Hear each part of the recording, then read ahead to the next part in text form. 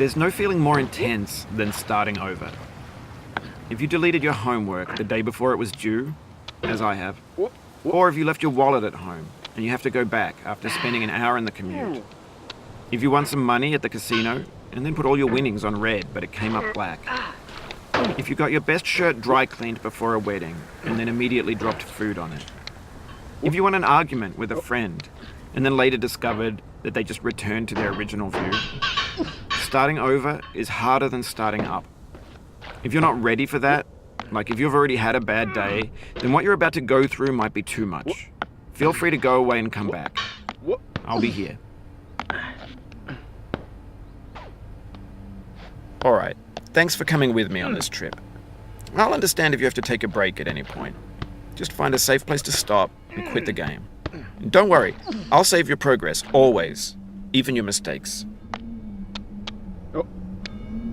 This game is a homage to a free game that came out in 2002, titled Sexy Hiking. The author of that game was Jazzuo, a mysterious Czech designer who was known at the time as the father of B games.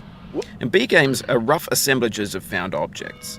Designers slap them together very quickly and freely, and they're often too rough and unfriendly to gain much of a following. They're built more for the joy of building them than as polished products. In a certain way, Sexy Hiking is the perfect embodiment of a B game. It's built almost entirely out of found and recycled parts, and it's one of the most unusual and unfriendly games of its time. In it, your task is simply to drag yourself up a mountain with a hammer. And that act of climbing, in the digital world or in real life, has certain essential properties that give the game its flavor. No amount of forward progress is guaranteed. Some cliffs are too sheer or too slippery.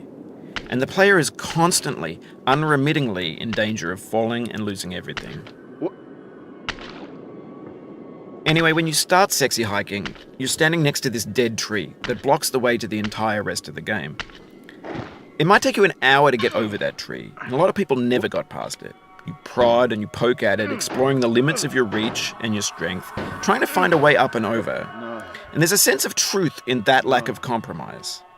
Most obstacles in video game worlds are fake. You can be completely confident in your ability to get through them once you have the correct method or the correct equipment or just by spending enough time. In that sense,